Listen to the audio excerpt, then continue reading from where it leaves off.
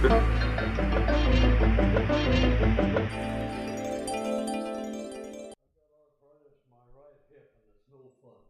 know it ain't no fun to get old, is it? No, it isn't. No. Oh, it's worse. That's Eli, and have you met Rod Killen? Eli. Sure you've heard of him. I know, who he is, but that's about it. I met him, but it's like 40-some years ago because Paul and I graduated together.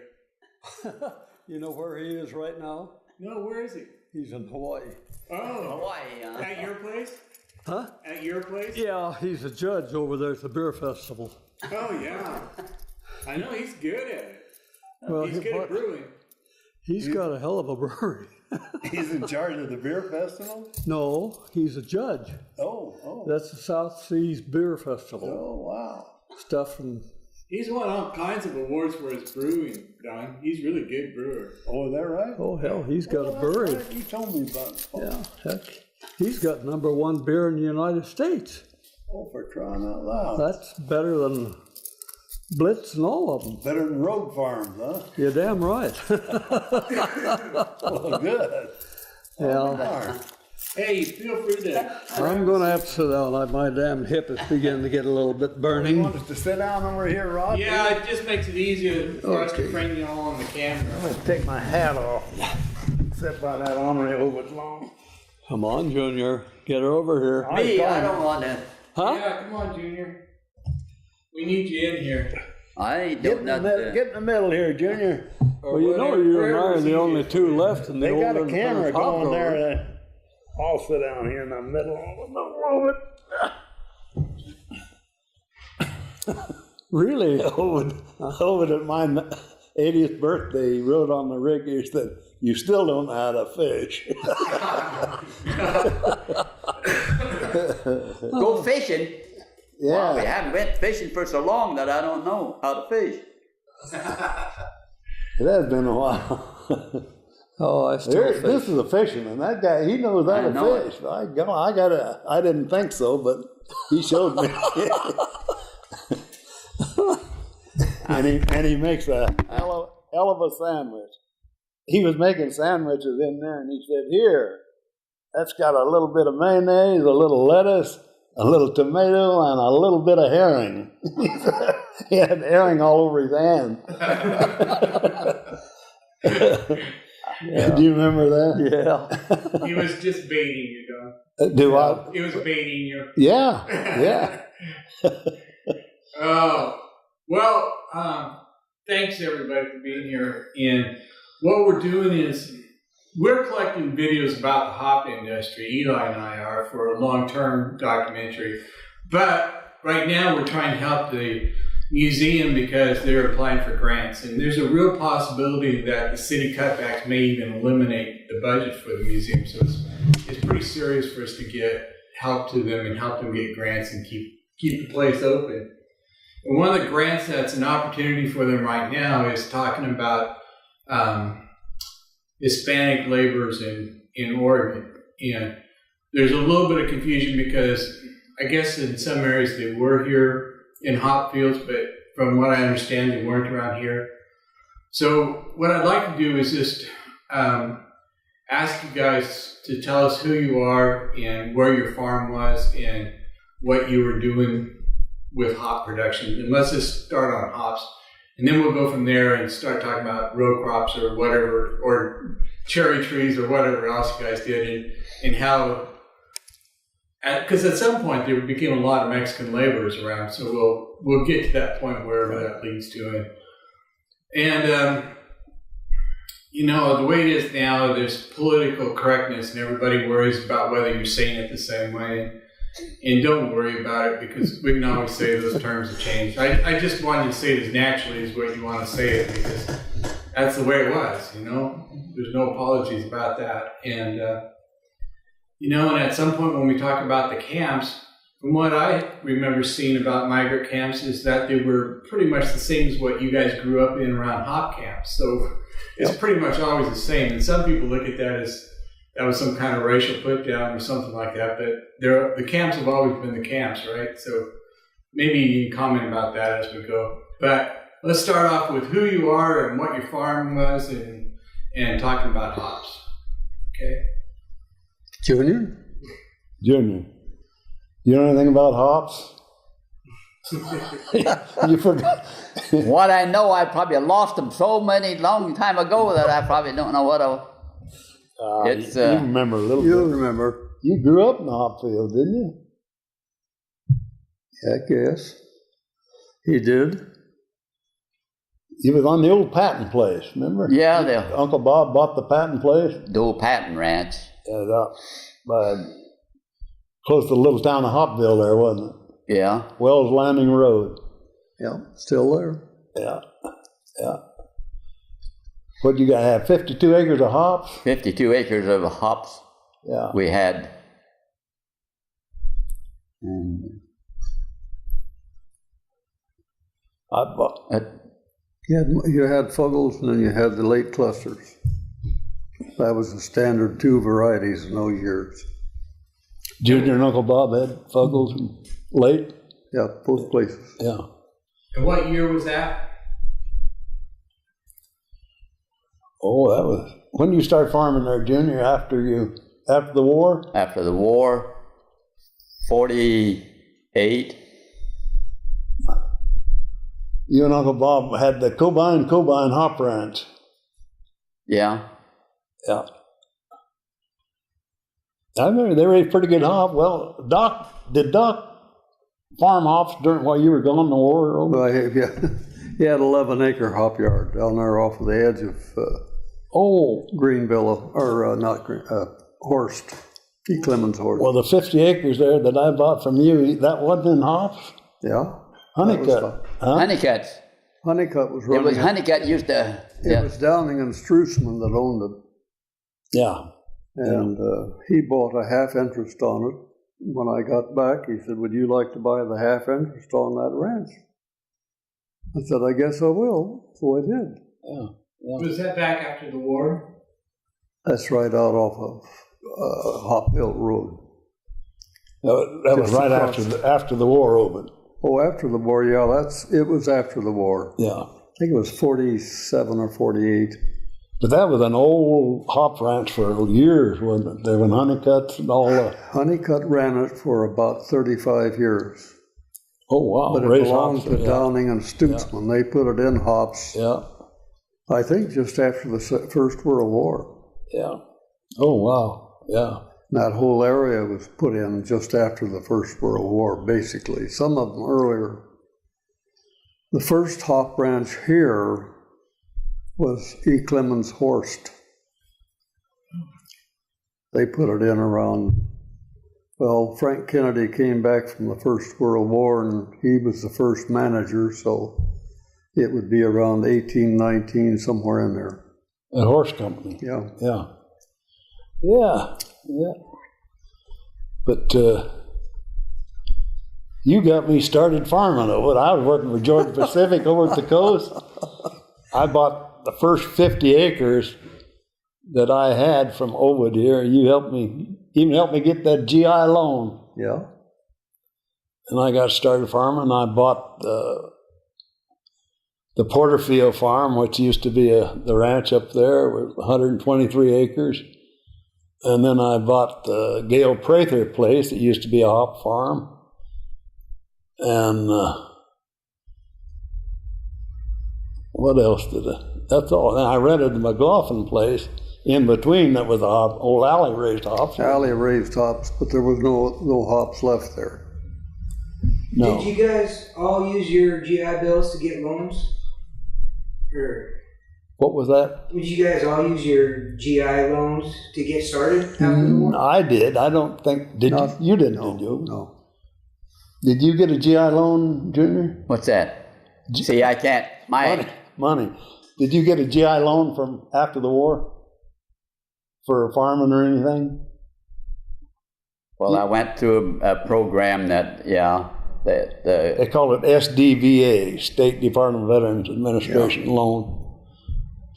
Yeah, I paid on that sucker. I renewed it and clear up until I made veteran payments over for 40 years. It seemed like. He'd been cussing me for 40 Yeah. years. But, yeah, there was a lot of, Don, just so that we have it clear on the tape, would you introduce everybody?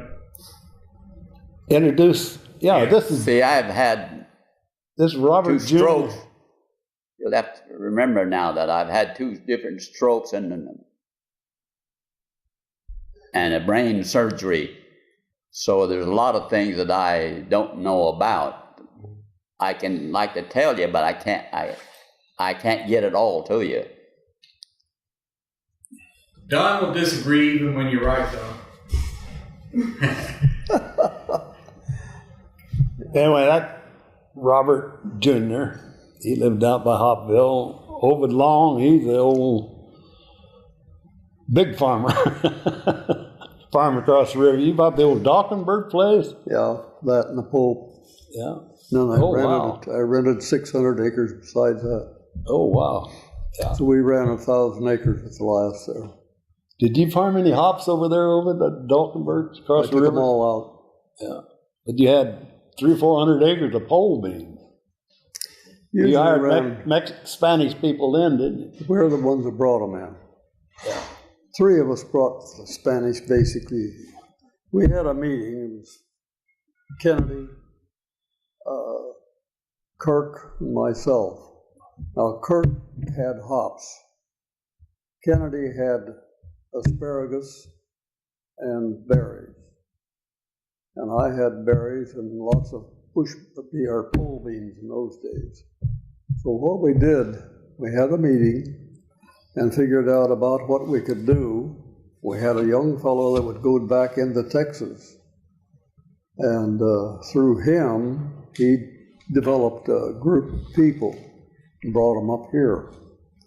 So that part of those, so the people had 4 months of work. They could use the 3 ranches. We all had the old hop yard cabins. And we usually had around 240, 250 people. And then we had local people too in the pole beans, but not I had any in hops. The only man that had the people in the hops was Kirk. And that was to run pickers and work the fields. What year was that? Yeah? What year was that? Oh, when did you buy that place? 61. 60, I guess. 60, yeah. We Yeah. bought it in 60. I bought the Dalkenberg Ranch in 1960, yeah. And then I bought the Pope place in 1966. Those were Spanish contractors. Yeah, just the only one that we had then. I guess we call them contractors, didn't Yeah, we? we did, yeah. But they furnished the people and they helped the people. They supported the people or Well, transported them up and all that. Set them we up. had a deal where so much was given to them to bring them up here. Did they come from California then? No, none from California. Brownsville, Texas. Brownsville mostly. Yeah, that was A amazing. few did come in from Arizona, Yeah. but mostly it was right out of Brownsville and that whole area where they came in from. The good family that I had, real nice people, came from El Paso. Yeah, well, that's not very far. And they had 4 boys that worked for me there for years, did all the irrigating, everything. They were real good, Yeah. really good workers. Well, These are all U.S. citizens then, huh? they were all U.S. citizens. We had no Yeah. imports whatsoever. The only one time I ever had one was when we were picking pole beans. Now, the INS used to come by and check. And when they were driving along and they saw this guy and they took off after him. I said, what in the heck are they doing? Well, one of the girls standing there, she says, I think he's a little wet, meaning a wetback. So they came back and I asked the officer, I said, how did you know that guy was not legal? So I look at their shoes. The shoes are made differently than ours, from Mexico. So he spotted him, took out and got him. That makes sense. Yeah. But as far as I know, he was the only one that ever came into the cruise. But after that, there were a few more came in, like at Maitoma Ranch, which was Kirk's. And a few did, I understand, down at Green Villa now. In those years, it was Horst Company. Well, didn't a lot of the people have green cards, Obed? A few, not many. Yeah. Seemed like a few of my people, or contractors and stuff, they said that a lot of the people had, some of the people had green cards. But Yeah. we didn't have any problem with any of them. No. So when they were staying with you, it'd be for 4 months at a time? What, Rod? When the laborers came, they would stay with you for 4 months? Oh, yes. Yeah, they would. Yeah, So- some of them stayed in the camps all summer.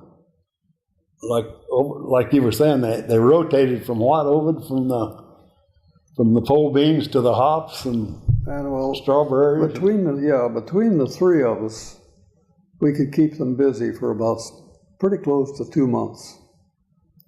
And rotating into the crops. yeah.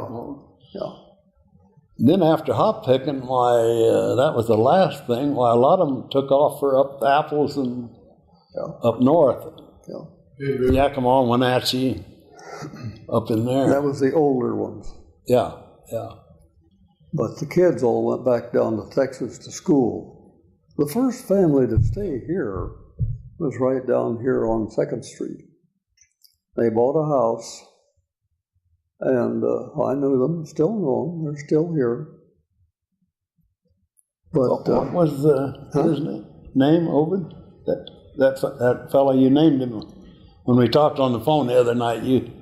What was his name? you mean not the First Spanish fellow that come in to town. oh, well, that was, oh, God. He came in here back, in the Second World War era. Yeah, right He after. worked for McCarthy across the river here. First one in Salinas. Huh? Salinas. Salina, yeah. Yeah. But up until then, they're just, people talk about the old hop fiesta. It was festival, wasn't it? Yeah.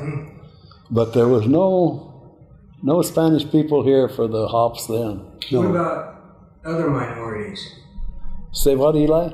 Other minorities. Other. Don, Well, you were telling me about Japanese, for instance. There were a lot of Japanese, yeah. Japanese. I can remember the Wigreys Ranch, the old train used to come in there over, you know? Yeah. I can remember that backing across that field in front of Bob Fitz's house with flat cars, and it was loaded with Oriental. I'm pretty sure they were Japanese. But there was Chinese too. And Filipinos. Yeah, a lot of Filipinos, yeah. Filipinos ran the McLaughlin Ranch for years. Oh, yeah, You know, back in the 1930s. the big McLaughlin Ranch out here. Yeah. Yeah. The other McLaughlin, that was just, he only had 50 acres, wasn't he? Yeah, he had 50. Alley. Yeah. But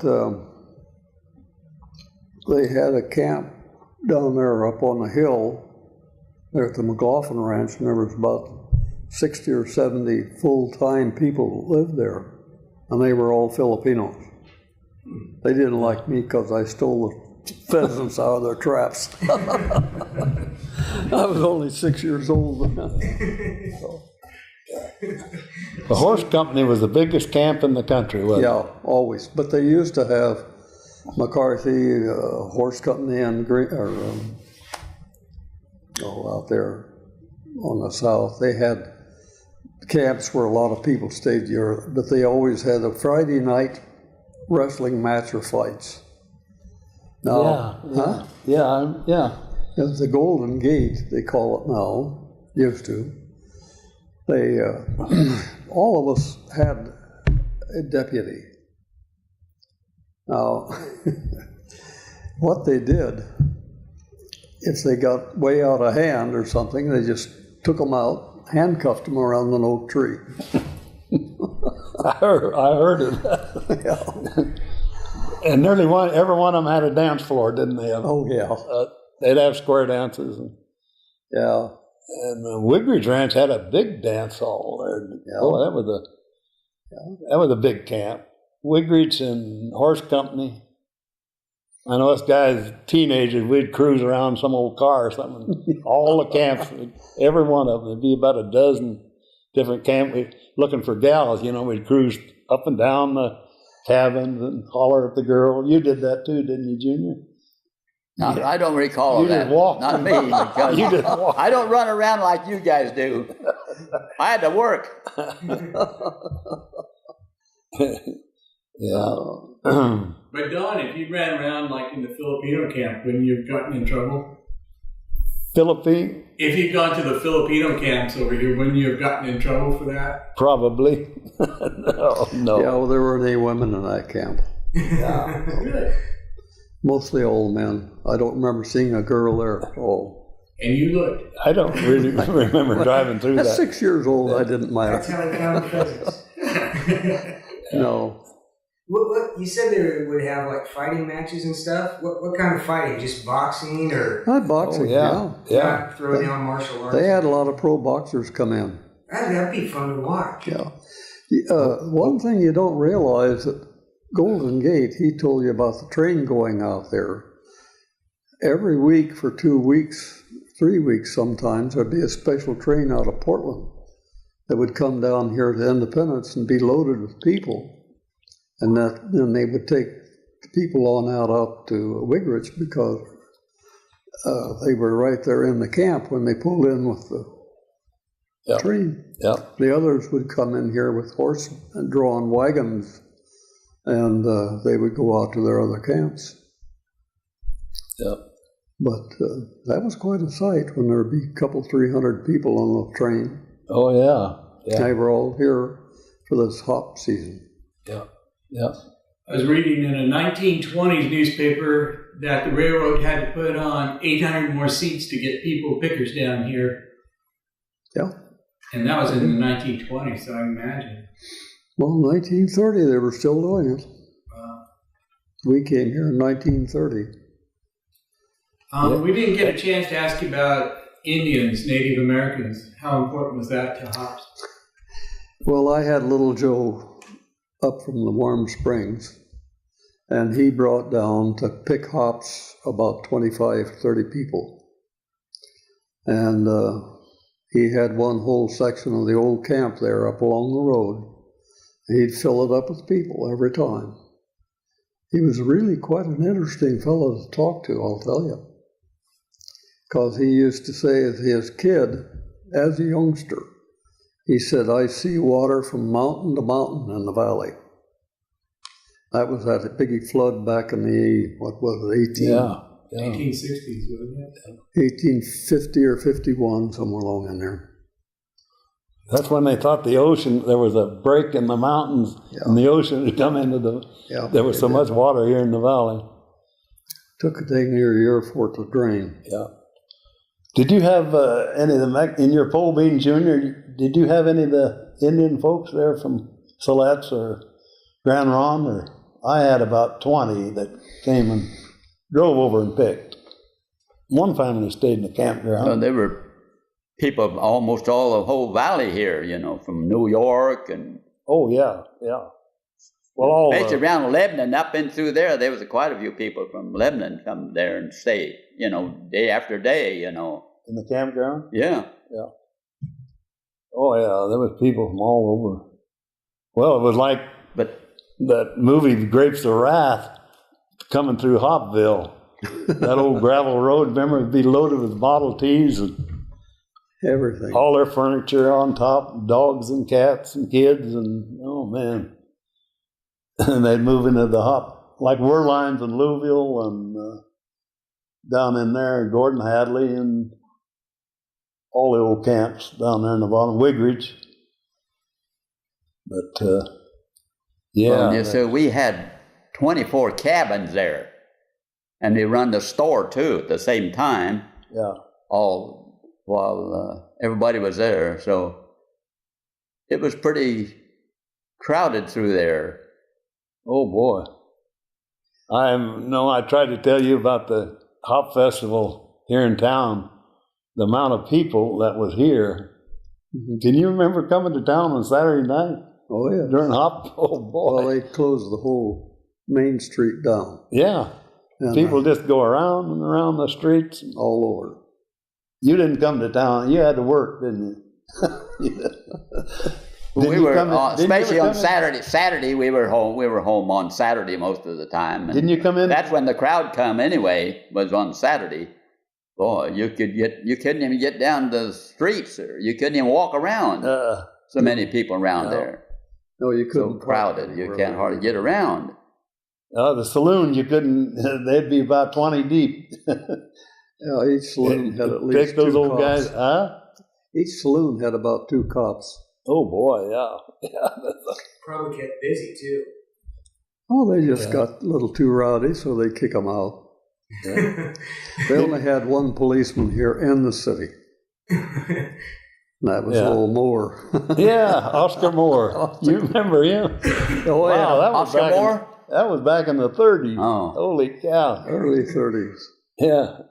I remember he drove a 36 Terraplane, or you remember that was the first police car? That front end on that old sucker, remember? You could tell that Terraplane. Yeah. You remember Terraplane Jr. car? No. Well, they turned out to be Oldsmobiles. Yeah, yeah. So what was the big draw for you guys coming in for the Hop Festival? What, Ron? What was the big draw? Draw? Mm-hmm. Just that people had money all of a sudden? Well, for us little kid, the Issa's Theater was we get in, a nickel and go to the show. That was a big old thing. Yeah, it was during a the big week. thing. Yeah. Yeah, every Saturday You could get in for 5 cents or 10 cents, whatever it was. I think it was about, sometimes I think it was 5 cents. And Yeah. Marie would let me, boy, you'd sneak through there, Mary, you'd be... Some of the guys would sneak around, they'd get in there away from Marie to get down there, not pay for it, nothing. Yeah. Get down in the front with all the kids, and raise heck. Old Ross, he'd come hobbling down there with his cane and start beating on the chair. He'd run us little kids out of there. Yeah. You remember Ross? Oh, I remember Ross. He was the financier of the city. He was about 2/3 of it. Yeah, he was president of the bank. Yeah. Him and Walker and who else? Ira Mix. Mike Walker and Walker, Ira. yeah. Did you borrow money from Ira? I did. Mike was the first guy I ever bought any money. Oh, was that right? Yep, Yeah. Mike Walker. Yeah.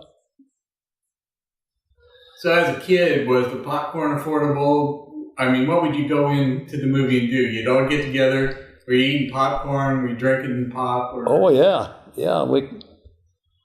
What was that Orange Crush that I bought? Well, that was at that pure grape, that was a orange juice. It wasn't. But years and years ago, you didn't have. You was lucky to have a nickel to get into the movies. Yeah. You wouldn't have no money to buy popcorn and soda pop like that. We didn't have any money. Oh boy! If your dad Wasn't there. If your dad gave you a quarter, you would. If I wanted to go anything, my granddad would give me a nickel or a dime to go down to town and go to movies or something. Yeah. That's the only place I got any money. Yeah.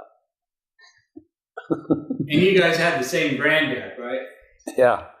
And did you get any money for the movies? They lived just right here close. Remember that change purse that Grandpa had, that big leather? Yeah. He'd open that.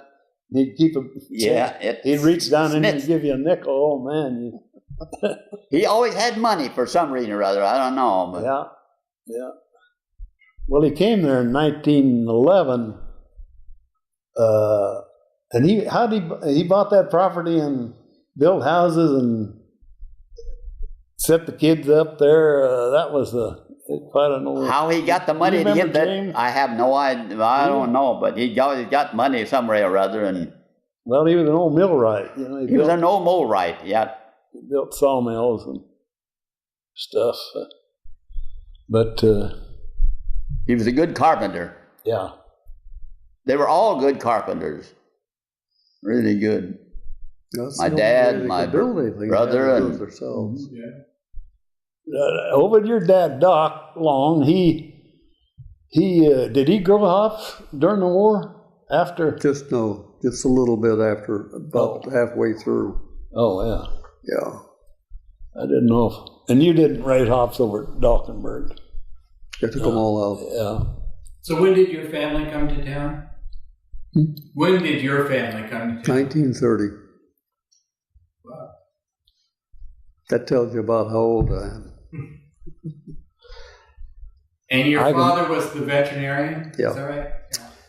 He was the veterinarian. This was a very well-known internationally Jersey capital, they called it. There were about 6 different people here that had spent years in developing a basic group of Jersey cattle. And he, down here in the city park, 1935, I think it was, they had where all of the people brought their cattle in for a show. We had people here from England, all over, just to see these Jersey cattle. Oh, yeah. Hulbert. Remember Hulbert had a, Yeah. I bet Doc was up there a lot. Oh, he was there a lot. Old Ed Hulbert. Yeah, Hulbert, and then what the hell was it? Right south of town. Yeah. Oh, Doc was everybody knew Doc Long. Yeah, He could castrate a cat so quick that he was the fastest cutter in town. that's what they used to call him, the cat cutter. That made you boys nervous, huh? Careful. You bet. Yeah. Well, I saw a picture of a parade in town with Jersey cows going through. Was that something you know anything about? I think that was there in 35, where they brought them into town. The city park was down here about 6, 7 blocks, and that was clear full of cattle. And one of the fellows from England, he stayed with us a couple of nights out here, where we were. Well, they had some prized jerseys, didn't they? Yeah, Old Ross, he had jerseys out south of town. right? That the old Iliff plate, Bob Iliff? Bob Isla. Yeah. Yeah, they had, and then Hulbert's was I remember they had a big sign in front of the Hulbert house going out on Buena Vista Road there. Champion Jersey Farm. Do you Yeah. remember that sign in Yeah. front of Hulbert? Yeah, I do. I think somewhere I got a picture of it. Next to that was the Matsuda Ranch. They were Japanese people. They sent them to camp during the war, and my dad bought a new 41 Chevrolet that Matsuda's had. And Pomeroy bought the Matsuda Ranch, didn't they? Yeah. And did they raise hops there? They for had a while? little hop yard below, yeah. Yeah, But I think Pomeroy took that out. yeah. You knew the Matsuda boys, didn't you? Yeah, he went to school Harry with and- Bill. Yeah, Harry and Bill Matsuda. Huh? He ought to. He went to school with him. You remember Matsuda's? Harry? Matsuda, yeah. Yeah. The Noyes lived across the river. Yeah, yeah, He was a foreman for McCarthy. yeah. Uh, But after the hops, then we all got into row crops, strawberries, and I had caneberries. And then we gradually got into bush bean, did away with the pole beans, and that did away with the labor. So the Spanish people didn't have pole beans. That was a big job, picking pole beans. pole beans was a good crop for pickers. Yeah, yeah. They made good money doing it. Yeah. They liked it. But then the berry picking machines come in. Caneberry, I had a machine for that. Did you raise caneberries, Junior? I changed all kinds of cranberry, Yeah, well, that's right. Yeah. strawberries, raspberries, you name it. I've raised it all. Yeah. I have a fine, what they call a 5 While planting strawberries, I was one of the 5-ton club. what they call I raised high gun in Polk County. picked almost 10 ton to the acre. You remember that 13 acres of strawberries I planted over the first, right after I bought your place there? My corn. Out next to the road. That was one year when I was in corn, I raised corn and I raised almost 12 ton to the acre. Wow. You got 12 ton? Holy cow. 11 point something tons of corn when I had it. And I had squash too. Yeah. Over knows about roasting squash. Yeah. Strawberries. Stokely Van Camps took all the squash. Didn't? Yeah, Stokely Van Camps. Yeah. Not Albany. Had a lot of. Yeah. I raised pole beans for them too. Pole beans was my first one when I first started. Pole beans was my best. Yeah, I had. Yeah. Yeah, there were lots of Spanish. I had pole beans for, 10, 12, 15, close to 20 years, I suppose. It had been hard to get those harvested without the Spanish people. And, well, you didn't have too many, but the other yards, or fields, they had lots of Spanish people. Those big families of Spanish people could really pick a ton or 2 ton of beans a day. They could get a lot of beans. Believe me, they knew how to do it. Yeah. The trouble is when the government come in and said the kids can't go out and pick strawberries and pick beans and that stuff like that, that ended everything on the handwork stuff. Yeah. It really, really ruined them. Yeah. Now the kids are, what the kids do now? Walk up and down the streets and do nothing. Yeah. Drinking smokeless and this and that. That's what they're doing. That was the stupidest, darndest law. That was a really stupid law. Yeah. Still a because stupid the kids. Law. Sorry. The kids. You just tried it again, making it even on your own family farm. If you're under 14, you can't even help out with your own family farm. But it was struck down. But yeah, they tried making an even dumber law. Yeah. Yeah, the kids. We've had people now that are 50 years old that pick. They were all proud of that. Boy, we picked strawberries for you, or something. They had money to buy clothes with. Yeah. And that's what most of them did. I had one Spanish family. Actually, they lived up at Yakima. They used to come down here, and then the father stayed up there. He worked for Northern Pacific Railroad. Well, there were 4 girls and a boy. The oldest girl had just started college. Everybody worked, and so much of it went toward her college. She got out of college, the next girl, right on down the line, they all helped pay her way. There were 3 nurses, 1 teacher, and the boy ended up as a engineer for Idaho Power. Wow.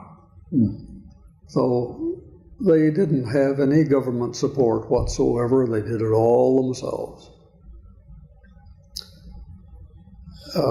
They did it. The youngest kids were illegal later, but it was a position that they held, and they liked it. I saw one of the girls, 10 years after they finished college. This girl came up, and she looked familiar, but I didn't know. She grabbed a hold of me and she says, "You don't know me." I said, "Yeah, I do, but I can't remember your name." She gave me a heck of a hug and says, "Well, you had me pick beans." She says, "No, I really enjoyed that, and I've got a good education out of it." And she says, "I'm married now and got 2 kids, and I wish they could work." They couldn't. Yeah. Well, you've had a lot of kids that pick for you that are grown, Well, what we were doing, my wife and I was running one of the buses. We had 2 buses. I was running one of the bus. My wife took the other bus. And every morning, early in the morning, by 6 o'clock in the morning, we were out getting the kids back at getting them going down there and going to the field to go to pick beans or beans, whatever we had to pick. Yeah. So what we had other two ways of them. did you have to transport people to pick? Did you run a bus out? No, never did. Did you I run a bus to Portland. Yeah, Yeah, they come second, from Portland. third. He used to get it from Portland. Don did. Used to get it from Portland. Had an old Trailway, that bus, fixed up and run it up there. Had a 10-gallon cream can sitting down, and next night I'd open the door and I'd hit that cream can, and those guys at all, I said, "What do you got in there?" Loganberry wine. Boy, that bus would just fill up. We'd take off for the Hopville. But you was talking about the kids that used to work for, I was doing about 70 miles an hour going into Sisters one time, and county sheriff pulled me over and he said, "Oh, you were going 70. I said, "Wow." And I gave him my license, and he looked at me and he said, "Oh man, I used to pick for you." He said, "Here, go on." He used to pick strawberries for me years ago. Well, at one time we were the largest bean growers in the world. We had 470 acres, pole beans. We had that about 4 or 5 years. And we took about 300 people to harvest it. It's a lot of locals.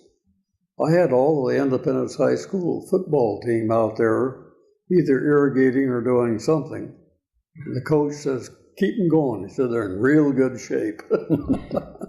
That's cool. So things like that happen. Yeah, you had a slug of pole beans over there, man. Yeah, well, of course we had Romanos too. Yeah. Let me check with Peggy for just a minute. Peggy, you had work to do, but Ovid was telling us that there were 3 guys that got together to get the Mexican pickers in, and that these were the 3 guys that started it off here. And I didn't know if you heard that because you had to be busy, but you're looking at one of the guys who instigated it here in the area. So, do you have any questions about any families or any particular thing? Well, it seems from what I understand and hearing you speak about it is there weren't a lot of families that came in until the 40s and 50s. And the families I've talked to, they came in the 60s and they talked about going to school and, you know, somebody coming and picking them up and taking them to, you know, Mr. Everly used to go across the river and pick up kids and the Hispanic kids and take them to the school, to Henry Hill, and for schooling during the day. But you said, Don, you had mentioned that the first Spanish-speaking man that came to town was, I forget the date, and there was only one other person that could talk to him. Yeah. Yeah. Can we get that story on camera? Say what, Ron? Can we get you talking about that on camera? And that's the first guy that came to town. Yeah. Now there was one tall white fella. It was one of the crew around, and we all kind of played pool and stuff together, and cards and whatever here in town. But he could. He really surprised us that he could speak to that Spanish fella. He could really could speak good Hispanic or. Did you ever find out where he learned? Where he learned? Yeah, where he learned to No. It does seem like he said he was probably running from the law in Mexico, or I'm not sure. But He lived in Mexico for a while. I think so, yeah. What was the time frame, the year you said? Do you remember? It was what? The time frame, the year that the Hispanic man came to town? I think it was right after the war. Yeah, well, some of the incoming group there at that time was like Salinas and a couple of the others that worked full-time on one of the ranches in here. Yeah. And they were the first ones to get here. Like 1948. Were I there- say the war, it might have been. Well, You don't know what war it was. the Salinas family and that, they came in here during the war. Was it? Yeah. Oh, I didn't remember exactly. I know it was right in the late 40s or Yeah, well, during the war, I guess. there was others came in a little Yeah. later. Yeah. All of Eris's, they worked for us out there for years, and they live up here. Yeah. Young lady down here, the beauty parlor, she's one of the Oliveros girls. It would have really been hard to harvest all those berries and Oh, yeah. beans and stuff without We the wouldn't have Spanish been able people to in do it. here. We just couldn't have done it. Wasn't that many local people to pick them. No, I had never had 400 and some acres of beans, that's for darn sure. Yeah. But, If you had very big acreage, you had to have a contractor yeah, and I had 2 of them. fill up your camps. A lot of guys, I rented houses, not in town, but out the country. Every old house I could find, I rented and put families in them, Yeah. and that really helped. Were there other cultures that were here at that time during the Hop era? Chinese people or any blacks or anything like that you know of? I didn't get that. You know, we talked a little bit earlier that you had Chinese and Japanese And some- Filipinos. and Filipinos. So I forget which Yeah. farm was the Filipinos on. That was McLaughlin Ranch. What about Russians? No, Not too many Russians. very few. Buena Vista, we had some families up there at Buena Vista, the Draskovs. Russian family, but wasn't too many. Yeah, they lived here. We had a few over here in Old Town Yeah. in that. Matoma Ranch down below Horse Company by the river, they had a big a lot of Japanese people down there. Yeah. I can't remember. Jay and Well, Michael, Wigby's Ranch, they had Chinese and Filipino and they had everything. up everything. Yeah. Came on the train. Yeah. Well, So Wiggins, when they would get together, like on their times off, would they stay in families? Would they cook their own meals or? oh yeah, they took care Oh, of yeah. everything. Yeah. Everything. What was famous was what we called the hop camp stove.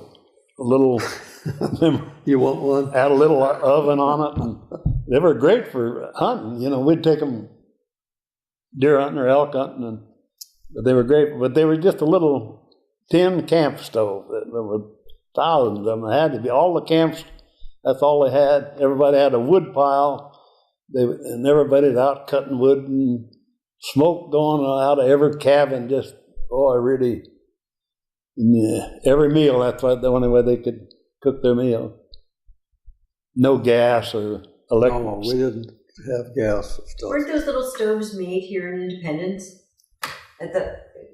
Were they made by the Holt Company? The I think- stoves, where were they made, Don? Were they made? They were made here. Yeah, that's what she was saying. Yeah. By the Holt Company? Camp Holt. stoves? Yeah.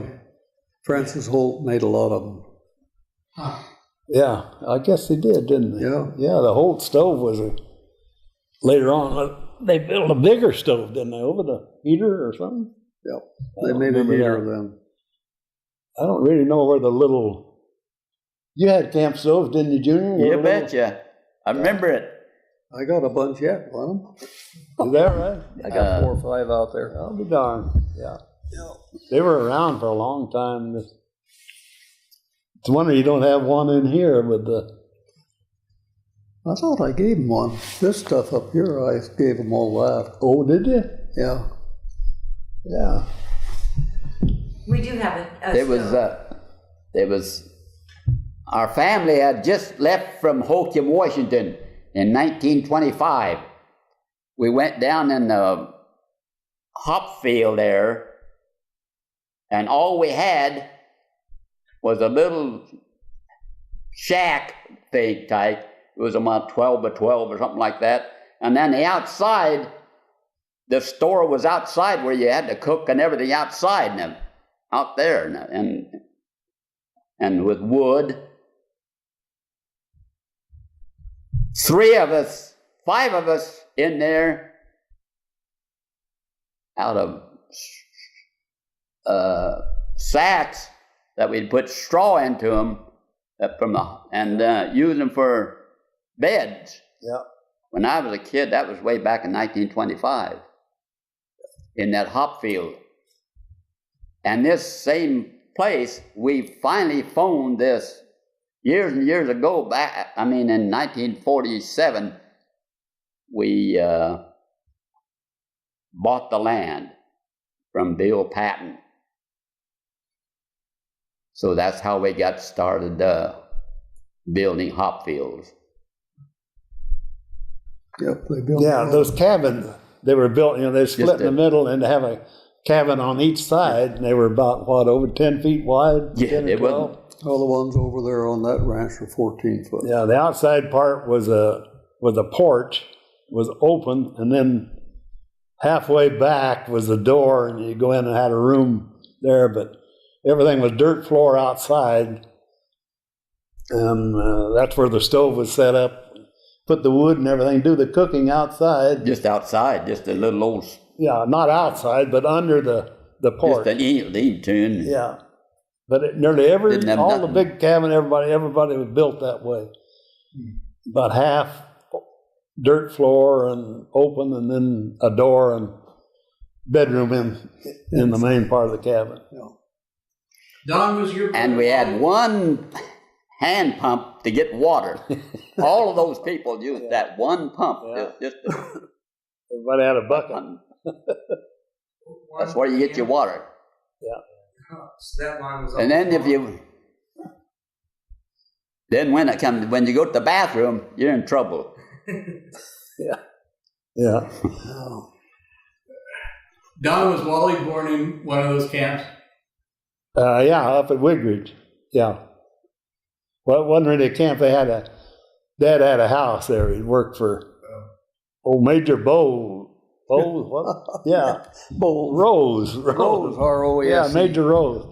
Yeah, 10, 2, and 4 every day. Yeah. Tea. That's right. Yeah. Yeah, 1923. It was tough, wasn't it, though? But Brother was used to born. be tough, wasn't it? You're dang right it was. I worked for 10 cents an hour as a kid. I know, boy. Now the kids don't know how to work. Yeah. Yeah. Yeah, we were raised around hop fields and stuff, training and hoeing. And he said he had the first hoeing machine in the country. Junior did. Yeah. Did you ever see a machine that hoed? Yeah. I run one for old Louis Fu across the river. He had hops over there. And Eugene McAtee and I, and old Cap, remember Casper? Oh, yeah. Some of your relation or something, Yeah. kind of? Yeah. Third cousin. Yeah. But old Cap pulled us with that whole machine, those rigs would go around and till we got used to it. Boy, they'd jump. You remember? Yeah, boy, you ain't kidding. I remember that. Yeah. Well, those were built by Sloper. That's what Junior said. I didn't know where they... Yeah, that's where they came from. Yeah. Yeah, and he built the sloper plow, and Yeah, he built a lot of stuff for hops. yeah. I worked for old Archie when I was about 13 years old. Yeah. But Don, when you were growing up, it was almost like the migrant workers, where you'd work the fields in the summer, and then in the winter you'd be working on the river or doing something else, right? Yeah, pretty much. Well, when I went to work on the river, I just worked steady on the river I did that for 7 years, raft logs and towing logs and all that stuff. But everybody had to find another job after the hops were done, right? Oh, yeah. That was where everybody made their school clothes and everything during the hop picking was prunes. Then they picked up over Dallas. Remember all the prunes? Boy, There was a lot of work here for hand work in those years. Yeah. Prunes was the last thing after hops. Yeah, locally here. Yeah. Yeah. Filbertson. Yeah. Then there wasn't much to do. The Depression, there was no jobs hardly, and everybody had to pick to beat the band during the summer and earn that money and put it away for winter. So that's where the kids got their school clothes, and any spending money or anything they had was all done in the hop fields and the strawberries. And actually, there wasn't too many strawberries way back, was there? No. When the hops Very, were very going few.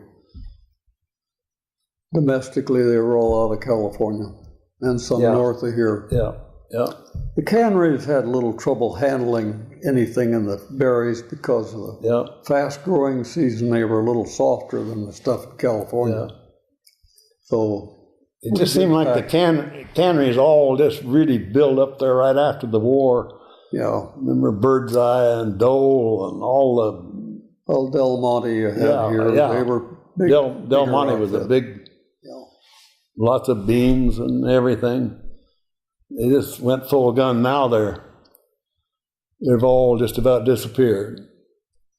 Blue Lake Packers. You were the president of Blue Lake Packers, weren't you? For a while. I was 15 years on the board. Yeah. But that was a great cannery. Boy, they took a lot of... Well, we used to handle about $18 million worth. Wow. Holy cow. Pretty heavy. Yeah. What year was that? Oh, let's see. We consolidated with Eugene Fruit Growers in 1972 or 73, which sounds somewhere about right. around there. Yeah. And that brought us up to bigger than Del Monte here locally. Staten Canning is still operating. They haven't enlarged too much. They have a plant north of Salem. They have one in Salem, and the main plant's at Staten. Norpac? Huh? Norpac? Yeah, that is Norpac. Well, that Blue Lake West Salem plant, that was one of the produced. They packed more than probably as many as anybody in the country, didn't they? Yeah. That was bigger than Eugene, wasn't it? Yeah, quite a bit more. Yeah. Well, they had a branch in Corvallis. I delivered there at Corvallis for, what are you laughing? Well, that was the fellow that ran the Corvallis plant. That when he passed away, he just gave his wife basically gave his plant to Agripac. Oh, was that right? Mm-hmm. Anyway, I used to grow beans for him. They packed prunes, by golly, down there. Prunes, yeah. Yeah, I delivered prunes to that Corvallis plant. We packed prunes at Salem, too, later. We had to close the Corvallis plant. Yes, they did, yeah. Well, mainly they had a problem on the sewage. Yeah. Gerber's down there, baby food, they took a lot of our prunes. They were a big packer. You didn't grow for Gerber's, did you, Junior, or did you? Who's that? What? Gerber's?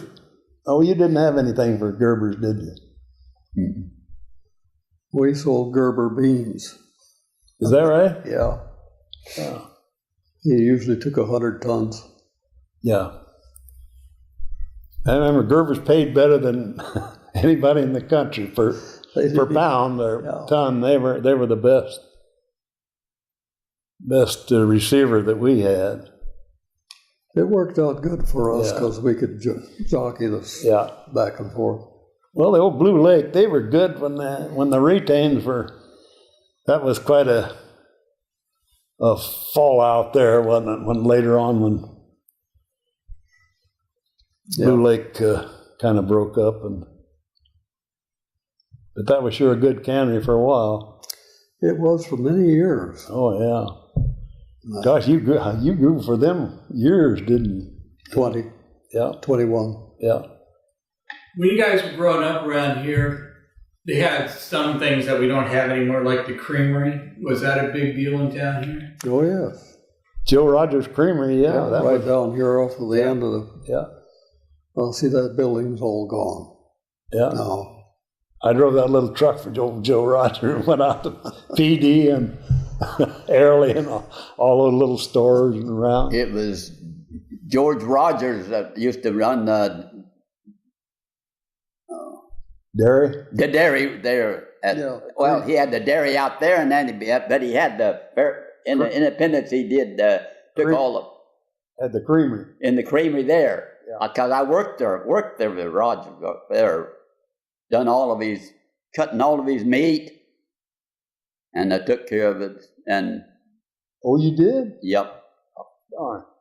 I remember old Joe, you remember he had that ice plant in the back Yes. of that? make that ice cream, 200-pound blocks. ice, and Yeah.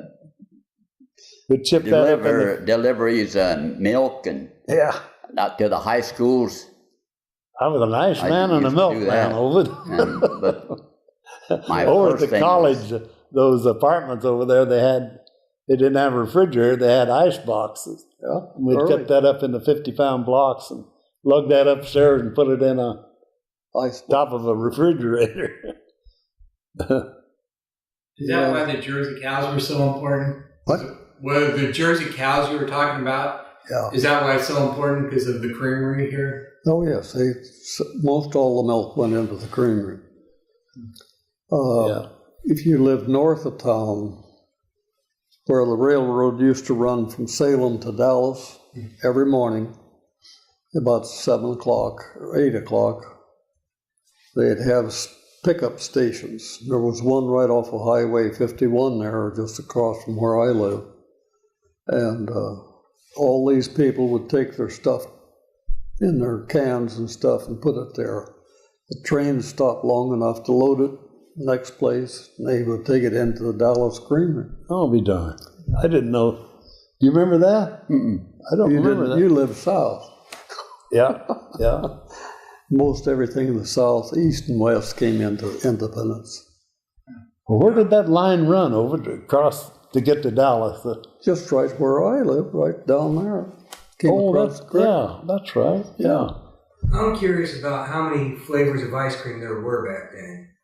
How many what? At the store. Flavors of ice cream. Could you get Oh, just vanilla ice cream? chocolate, or could you get ice cream. I don't know about ice All cream. I cared about I was don't know that strawberry. he. Strawberry, yeah. Salem I don't think made that ice they- cream. They had an ice cream place there. You know, Joe Rogers, they made, what was that stuff? I even sold it. Cream cheese. Part- Curdle cheese. No, I had an ice cream machine there over the Oh, get that little yeah. soft ice cream. Yeah, I forgot about it. Just part-time before I filled the truck up or something. Well, if I happened to be out there, why, whoever was there would fill those cones and it was soft. Everybody liked it though. Nickel for a big Big cone. shot of ice cream. Oh, that's a lot of meals. Yeah. Yeah. But all I cared about was strawberry ice cream. I didn't like anything else. There was a guy that was probably too old for when you were growing up around here, but his name was Skinner, had the steamboat. Claude Skinner, you knew yeah. Skinner. We knew him. Can you talk about him a little bit? He Well, was. Go ahead. I didn't really know him. Did you? Did you? Yeah, I knew Claude. I can't remember talking to Claude Skinner. Everybody talked about him and all the things he had done. He had a boat, didn't he? Yeah, well, he had the steamer. It was tied up right down here at the docks. I guess he did, didn't he? Yeah. Then he had that smaller boat that run to Salem and back. Was that a launch or something? Yeah, it was a I launch. forget what they called it. But yeah, Claude Skinner was famous here in town. I think he started the first gravel plant down here. Oh, that's right. Yeah. Yeah, he had that for years. Yeah. You remember Claude Skinner Jr.? You know? Not right off. I can't. Started the gravel outfit down here. Peggy told me that there's somebody that sells on eBay different things about independence history.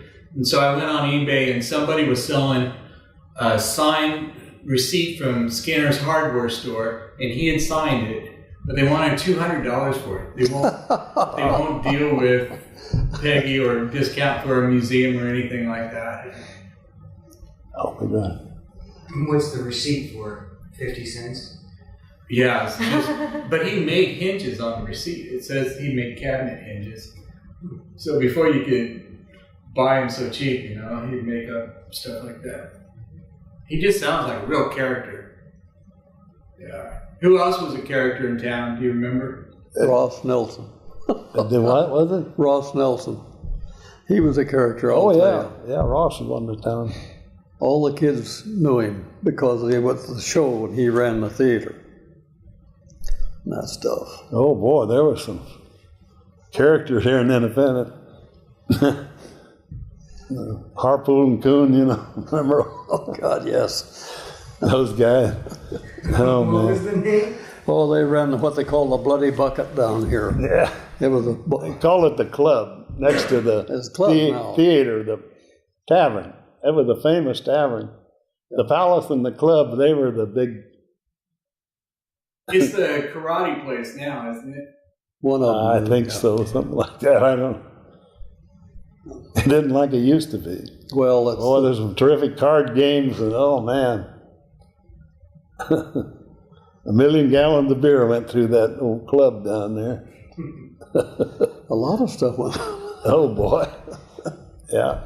Well, Ross Nelson had a basement in the theater, and that was kind of the hangout, and all the poker players played down there. Yeah. And anyway, practically everybody, it was a hop grower and so forth, all went down there and played poker. And old Ross, somebody he wanted on the phone, he'd take his cane and start stomping on there. Who you want? Oh, so and so. I had to go up and answer the phone. So you worked in the theater for a while? Did what? Did you work for Ross there? No. Oh, he just wanted you to go do it. Oh, I know him real well. Yeah, he lived right up here on the corner. Yeah, yeah. That houses I see for sale now. He had what is it? Yeah. Old Ross Nelson now? Yeah. He had a big Chrysler. His wife would drive him around the country, and he got into all kinds of property and different deals out in, he even had the Wigridge Ranch. Even offered that to my dad, the Wigridge Ranch, for $35,000 Yeah. after, what happened there? After Bros got it, Yeah, they quit it. yeah, before Bob Fitz bought it. Yeah. Well, there was another fellow bought that in there Oh, that's too. right, yeah. He He called was it the Golden Gate Ranch. Yeah, didn't Golden Gate, because he was Yeah. a grass grower down from out of Albany. And That's right, yeah. Yeah. They kept some hops in, but not many in there. But Ross was the banker. He privately loaned money nearly to everybody. If you needed a few bucks or a few hundred or whatever, you go in and see Ross. Yeah. And he'd loan you the money if he thought he'd get it back, make some interest. He lost a lot of money though. Well, he was one of the top Yeah. bootleggers in the city. Yeah. He had a cane. He'd put these bottles underneath his desk.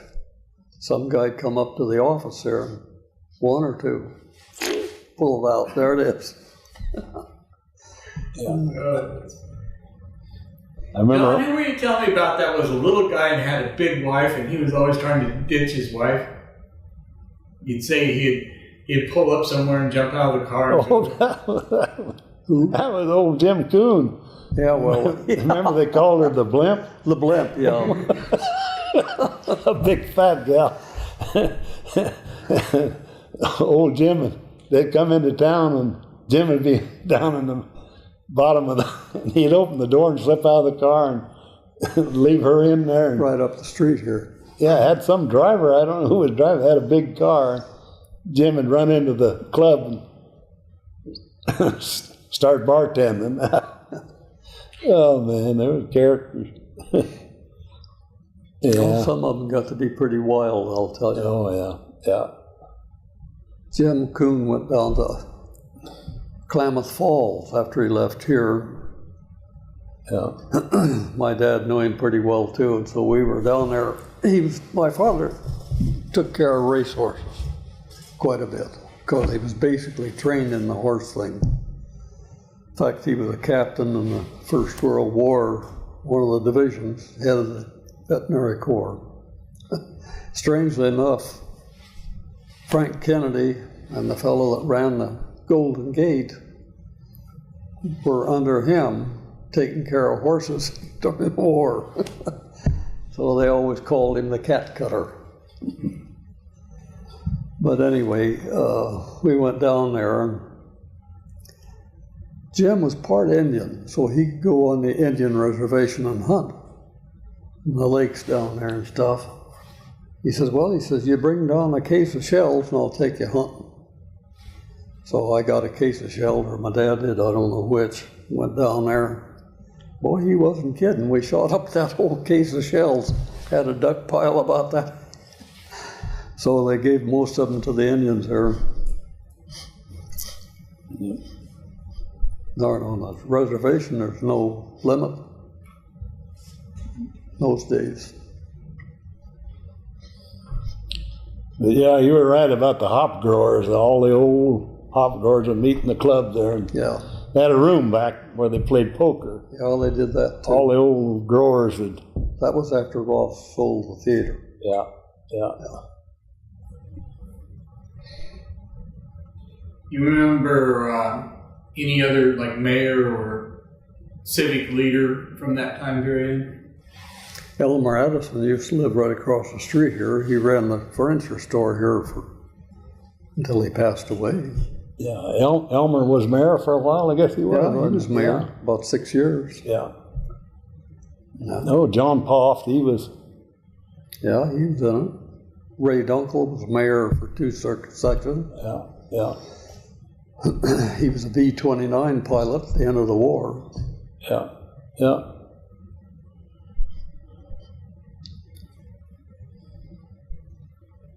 We were all 3 in the Second World War. Not the Civil War. Second World War. You didn't get to go. You didn't get recalled though. No, I did. Oh, was in the reserve and got called back up? Didn't have to be in reserve. I was the next medic, and they had shortage of medics, and you come back. Oh, heck. See, you're not out of the reserve once you're a You get medic. for volunteering, though. No. But Don, you volunteered too. You had to lie about your age, but you. Oh, yeah. I was 15 when I signed up, 16 when I left. Yeah. There was a lot of young guys. I'm not sure if you covered this. However, I was wondering, once the hops were picked and baled, where did they go? Do you know if they went to other countries? Did they stay in America? Were they just local? What did they do with them? With who? With the hop. Hop bales. Once they're shipped out, where did they go to? Well, most of them went to Europe. I mean, not all of them, but the ones that were shipped out. Bigger share stayed in America. And there were only basically 3 buyers in that whole industry. And that's one of the reasons things kind of got to where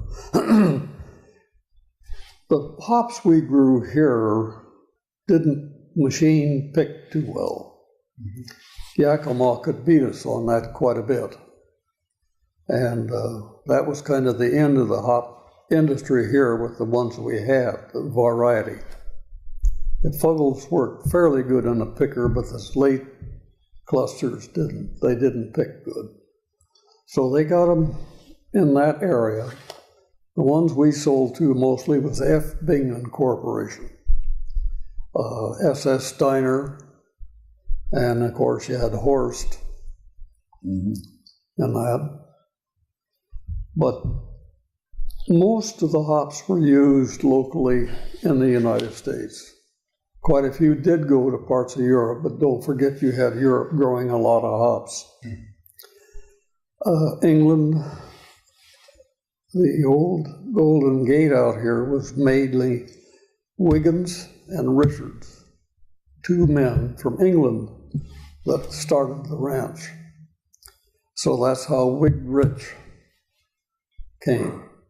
Now, a lot of their hops went to England. But the majority of the hops went to the breweries, though, didn't they? Oh, yeah. Like Olympian, Olympia took a lot. back east, Milwaukee, and those places. They used to ship the hops on 2nd Street down here. Remember the old warehouse? For a while, I helped bale hops work for Louisville farmer, old Ralph Toddfest, raised manager there I baled, and then I would go over at the warehouse by the tracks where they shipped out of Salem, and we'd stencil all the tops of the bales, and each company or whoever would buy them, well, they'd have a stencil, a number on the top of the bale and the side of the bale. Yeah, well, you had your grower's number too. Yeah. Heck, I can even remember mine. G5288. Oh, is that right? Yeah. I'll be done. A was the Fuggles. Yeah. Yeah, there's about 5 numbers in that stencil, but yeah, they shipped tons out of that. That was a big warehouse there in Salem, you know. Yeah, the one down here was pretty good size too. Yeah. It held a lot of hops. Gosh, where was that at? Down by the hot bowl or? Here? Yeah, the one here. Right, just right down here. Oh, beside the river. you know where that new building is across from the old? Well, it was right where the theater is. Oh, yeah. I remember that. Yeah. That was where. The big long red building there, wasn't it? Yeah. And had a platform. And Yeah. I remember bales going into the boxcars there. But that big warehouse in Salem, I don't know, boy, there was hundreds of bales in that over there. It could handle probably 2,000-3,000 bales. That was a big warehouse. Yeah. So they used the hops for different things, like the green became the dye for the khaki uniforms and stuff like that. Had you heard that? The green from the hops would become the dye for khaki uniforms for the Army. Well, they made a dye out of hops, certain varieties. But I didn't hear that was the deal. Maybe that's why they stained you. Yeah. I just wondered if that was ever a market of its own, or it might have just been processed by the brewers and sold off to them. I don't know. I don't know. What? I just didn't know how that piece fitted in, so I thought maybe one of you guys did. Well, hops weren't all beer. They made some medicines out of them, used as a carrier and so forth. But What do they call that yellow stuff in hops? Lupin. Yeah, lupin. Lupin. Anybody ever worked in the hops knows what that. You know what that yellow stuff is. That yellow stuff is called loops. Did ever get that on your pants when you work? Oh, yeah. Gosh, I guess. You bet. Everybody Done that a lot of times. tie your pants legs up, Yeah. and so they wouldn't get up inside here and shove those kills off, or bale, or whatever you were doing. But when we was bale hops, you use the same pair of pants nearly all year, you know, because they were loaded with that yellow stuff. Time you got through, they'd stand up by themselves. Just took them out and burned them. Yeah. Now you could be selling that to his son, you know, make beer out of it. There you go. Did you invent beer pants just now? Yeah, I think so. Yeah. Well, Independence, we had probably the only local, it would have been at Woodburn if there would be another one, or Salem, but we had all of the hop growers here, what we call the Independence Hop Grower Association. And then right down here, about 3 blocks, we had a warehouse and a building where they sold burlap, fertilizer, string, practically anything you need. Yeah, I forgot all about that. Yeah. What kind of fertilizer would have been common? Oh, we use commercial, mostly Swift, and of course nitrates. How many growers were in the association? How many? Yeah. I think it was 50 some, close to it. My son, who has a brewery now, he's got the pictures. Oh, good. So he's up at well, he's not right now. He's not here. Yeah. Let's see what else. Favorite memories, or Yeah. they've all lived here for so long. One of Peggy's Kept them here. persons that taught her a lot, means a lot to her, is your friend Barbara Martin. Do you have anything you want to say about Barbara Martin? Yeah, I worked for her father. He had a hop yard just across the river. Madison. What was his first name? Grover. Grover Madison. Grover, yeah. Used to call him nigger. You did. Oh, yeah. Everybody called him that. I'm not black. I never heard about that. Barbara was a year or two ahead of me. I was with him. Yeah. Along at school. Yeah, it was quite. Who else? Schindler's. They raised hops, didn't they, over there? No. Oh, they didn't? Oh, No, they bought that after the hops were out. yeah. 4D, they had hops, didn't they? Yeah. Yeah. Yeah, 4D did. The 4 Davids. Yeah. Yeah. And I ended up renting the whole place there for quite a while. That's right, you did down in there, wasn't it? Mm-hmm. Dave Brayman, he was in on that, wasn't he? Yep. Yeah. So, with the Hops Growing Association, it made it so that you guys were more all like partners instead of competitors then, right? Right. And we could get the material here. There were Saffron and Salem. Who was at the handle the burlap? I don't remember, Owen. There was a guy in Salem, but he didn't really know whether they were going to get it or not. And you didn't have burlap, you couldn't bale. That burlap came from India, didn't it? India. Yeah. And then we got Mexican burlap right at the... Remember the burlap came with those big steel binders around it? Yeah. You had to cut, man, those things would fly when you'd cut them. You backed off or you'd get kicked right in the head with it. Yeah. Yeah, they were, I forget how many pounds. Boy, those were heavy bales. A big old, 500 and some pounds. You have to handle them with a pretty good loader. Yeah. Yeah, we used a lot of that stuff. So what happened during Prohibition? Were there any government regulations on growing hops or Nope. permits or anything like that? Nope. They were still growing hops, supposedly shipping most of them overseas. But then don't forget you had a non-alcoholic beer too. Oh, they made a lot of that stuff. Do you remember the brand? Do you remember the brand names for that? Oh, God, yeah, there was a dozen of them. I can't even remember one of them. Well, Sick Select over here.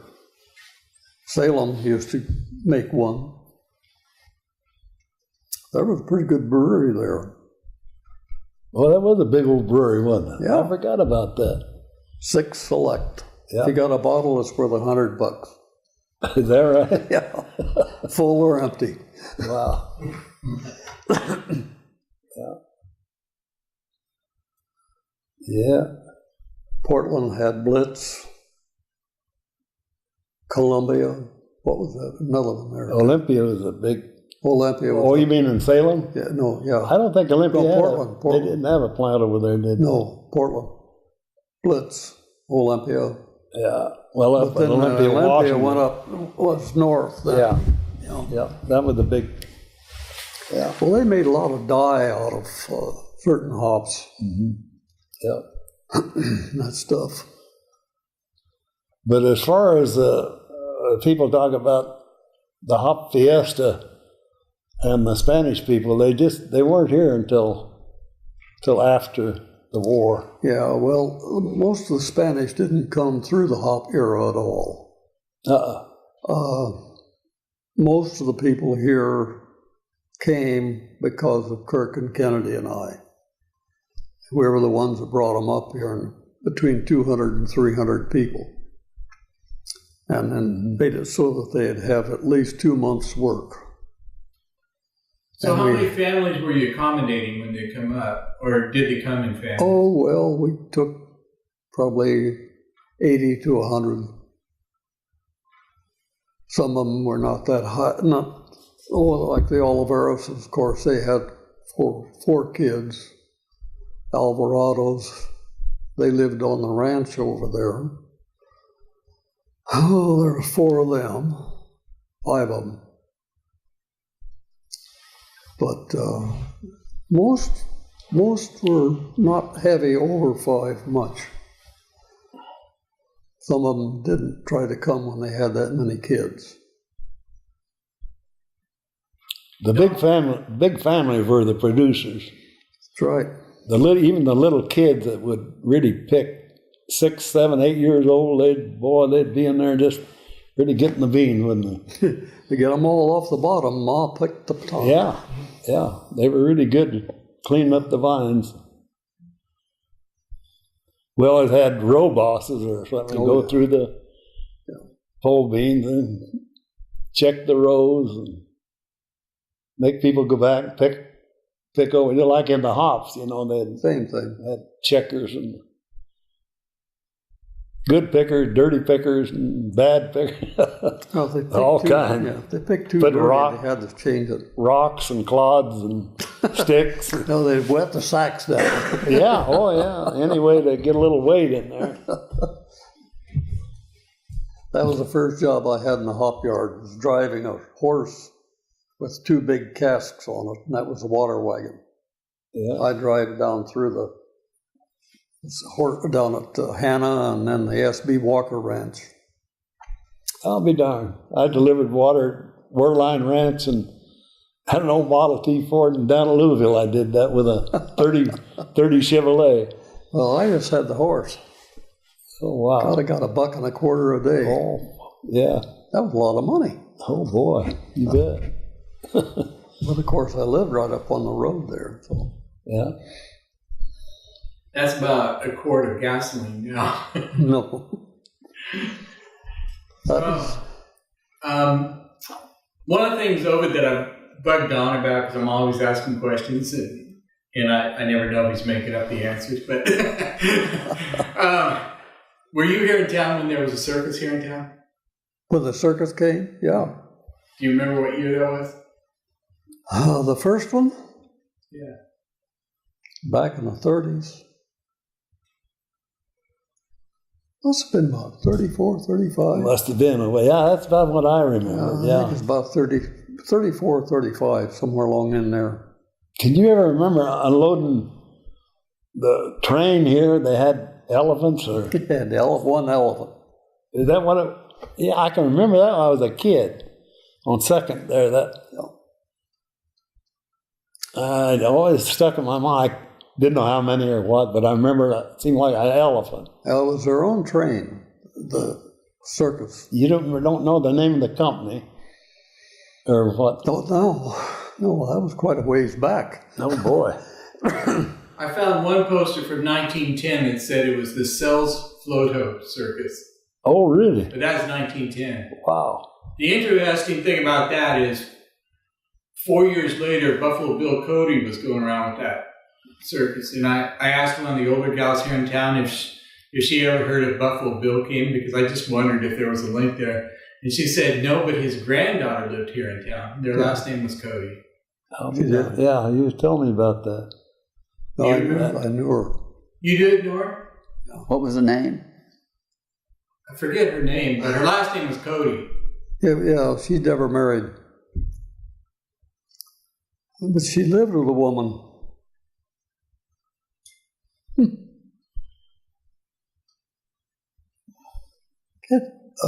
Myers. She lived with a woman, Myers, lived out here. Ramona? Huh? Did you say Ramona? Ramona Myers? Oh, that was Mrs. Myers' daughter. Mrs. Myers was in our 70s or so when I knew her. My gosh, that was years ago. I'm 88 now. He's 89. Is that all? That's not enough. Yeah, Junior thinks you're young. So. Yeah. Well, I'm darn near 89.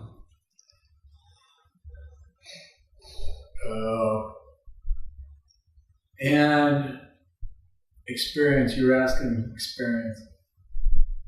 Do you have one really fun memory that stands out about independence?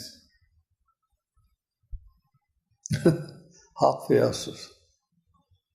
Just that mass of people during hop picking. Yeah, my father was the head of the hop fiesta here one year. My mother said that's enough. What year was that? 1936. Somewhere you got a picture of him here with, what's the hell? Junior does? Huh? Junior got a picture? What did you say, Obed? No, the museum's got a picture of, what the heck, that girl's in the picture. What was the bookkeeper's name out at Horse Company? Kennedy. No, no, he was a manager. Cecil. She was. Swope? No, that's the other ranch. I know who you mean. I'll be darned. I can't think of Dixon. Yeah. Dixon. You know, Wally went out and kept books there for a while. Later. Yeah. I'll be darned. Yeah. Yeah, Dixon. So did any of you date a hop queen?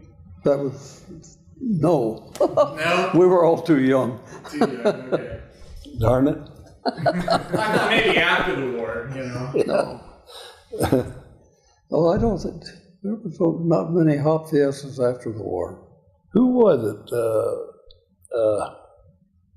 One of the old hop growers, one of the ladies drank beer and drank a lot of beer. What was her name out there? What was Phoebe, not Phoebe Patton, but... You're not talking about Mrs. Phoebe. No. They lived just north of, or south of you there, on the old, I think that was part of the old Patton place or something. Oh, golly. I can see her face, but can't tell you the name. That's terrible. I can't remember her name. But anyway, she was a hop princess here. Yeah. Way back in the old days. Yeah. Back in the early and she 30s. grew hops. What was drank a lot of beer, Junior. Her and old Phoebe. Sam Irving had a little hop ranch.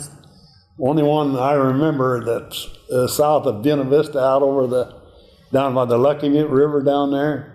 Had a little, had an old Model T, and I remember when I was going to school there at Buena Vista, he'd go chuckling along there every day, going down to Lou Pincus. Remember Lou Pincus? I know Pincus. Yeah. Don't you remember Lou? I know Mrs. Pincus. I knew, she was right next door to her. Yeah, she raised hops. That's who you're talking about? Yeah, Lou. Lou Pincus. Lou. Yeah, her and Frank Turner and all that crew, you know. Who else? Hop growers that drink lots of beer. Yeah, they could put it away pretty fast. Yeah. But, it was some... You don't need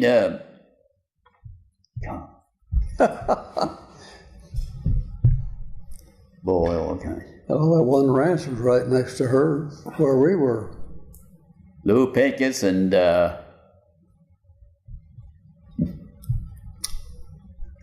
can't think of the other one's name at all. Oh, Lou and Gordon Hadley and Russell Catlin, was right across Hop Ranch. Remember, it was across the street there from you? Yeah. The old Catlin? Hopper? Yeah. But,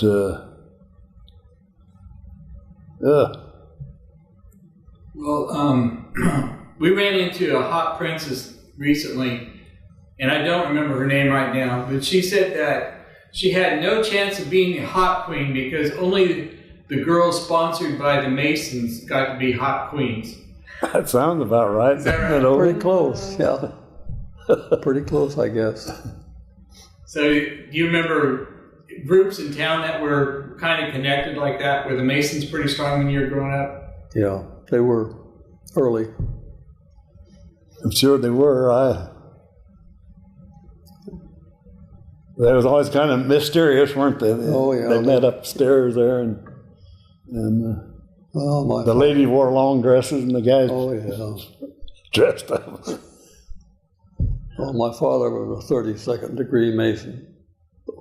Oh, was that right? Oh, yeah.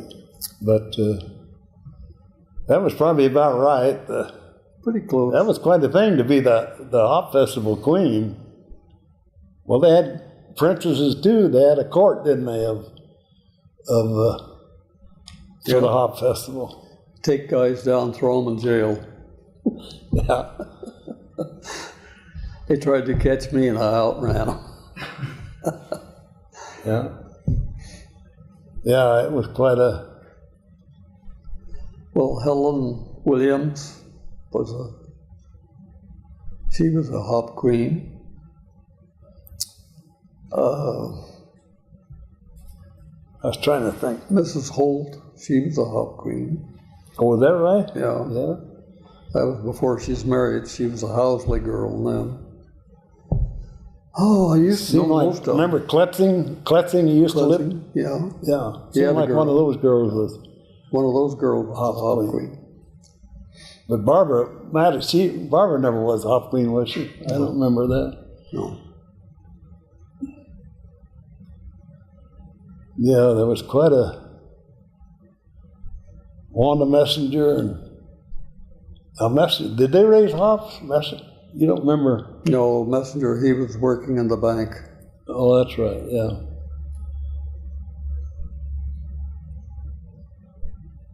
So by the time you guys were around, was the Talmadge race course all closed down? They had a horse race course up there. Was that all gone by That then? was all gone. All gone, and I don't remember that. They didn't have any horse races there as long as I've been here. Okay. So, if there would have been, I'd have been out there watching them. Yeah, I bet. Your father would have made you.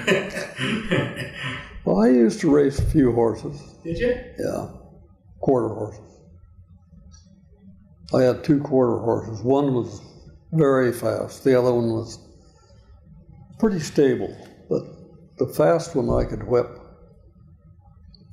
most anything in the country until they brought one guy down here from up at Eastern Oregon, and he whipped the hell out of everybody. And where'd you race at? Portland Meadows or? No, right down here. Well, Salem, I raced that one. At the fair, Owen? Yeah. Oh, yeah. That used to be the big, all the hop growers here would go over and bet on the horses at the fair. Portland, too, later. Yeah. But there was the old Monmouth Railroad track, Independence, Monmouth, out there. Now the Catholic Church is built right along the front of it. There's exact quarter of a mile from the one street to the road out below. And we'd have to get Madison's open up the gate so I could run through it, because you can't stop one that quick. I'll be darned. I don't remember that. No, we used to run that about every weekend for a while. That was kind of on that old track line there over it, or where the roadbed was there for where the roadbed was. I'll be darned. Did you ever do that for the Hop Festival? Was that something that people were? Yeah, I won that race too. Where was that track? In the Hot Bowl. In the Hop Bowl? Oh, well, Got $100 out of that. Did have races in that hop bowl. Yeah. In midget auto race, when they first, the midget, do you ever remember that down there? Yeah. I think they call them Shriners now. No, I was just kidding. Those little Shriners. Don't say that, it'll more fall. Do you remember the midget auto races they had in the Hop Bowl Junior? A what? Midget auto, little race cars. No, not the Kim. Oh, I can't boy, recall it. Nick Mills, he ran Nick one of them. Mills, that's what I was trying to think of. Yeah, He built those things. yeah. I drove one of them when we were taking a class in welding down there. Oh, was that right? Yeah, I turned back in and he only had one leg. Yeah, yeah, I know He was standing there and I didn't see him. He just raised his broken leg up and I went right under.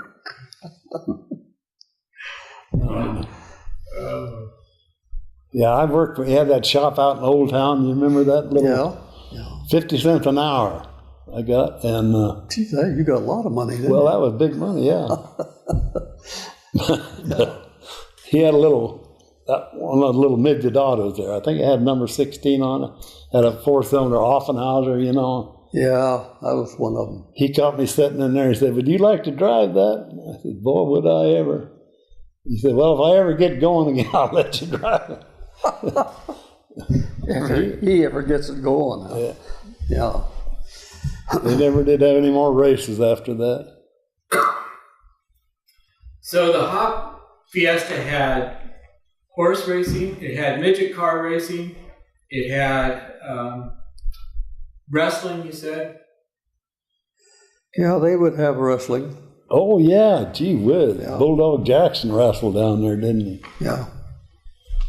And boxing. Yeah, they had a tent there for, yeah, they did box, but I can't, were they in the hot bowl or where? They had smokers, they called it around, didn't they? Yeah.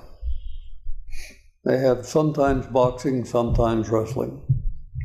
They always had a guy outside with one of those old hot water heaters that had the welded, run a pipe up and down it. You could hear it all around town. That means it was getting ready to start. Yeah. That one guy come in here, he was a pro. He beat everybody. I don't remember that. All I really remember is Bulldog and some other big guys. I don't know their names, but he was an honor. You know, everybody knew him for. Oh boy, he'd foul. Well, of course they all had it made up, supposed to be, but Bulldog would make them mad, and they'd really get to fighting. Oh man, he got in some terrible battle. Yeah, His ears were all tore off, and he looked like he'd been fighting too. yeah. And you guys would play sports as well? You play football or? Yeah, I did, yeah.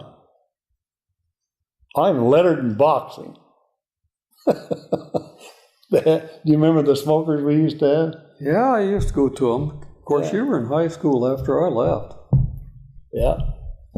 Yeah, I lettered in football and boxing and basketball.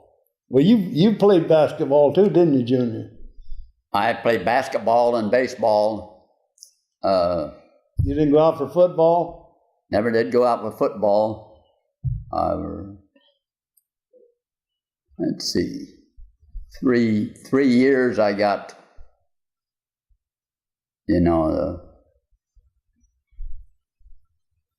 what they call Letterman's Club? yeah, for the 3 years in a row. Yeah. Well, I played football a little here in high school. Then I played freshman ball at Oregon State under Leon Steiner. Yeah, I remember. Did you play center? Yeah, center, and sometimes I played left guard, right guard. I remember you playing down here. Yeah, Oh, boy. mud bowl. Instead of hot bowl, it was mud Yeah. bowl. What did they call us when we played? What was the name of our team? The Independence what? Independence High School? The old Independence High School? What do you mean? No, the name of what they call us? Hop growers. The what? The hop growers. The Hopsters. Oh, it's, Hops. don't you remember that? Yeah, The Independence Hopsters. Rah, rah, rah. yeah. Oh, Good God. It was. You don't remember the Hopsters? Yeah, they had it on the uniform. I remember you playing basketball. You had one of them pretty cardinal gold silk uniforms. I still got all that stuff. I still Have got you? my. Holy cow. I got the little cap there. I got one of those I still too, got that little cap there. And, with an eye on it. I got my Sutterman jeb, and I got all that stuff. That Wally, I he still stole got my, it. stole my Letterman sweater. I got it all. But that's what they were, the Independence Hopsters.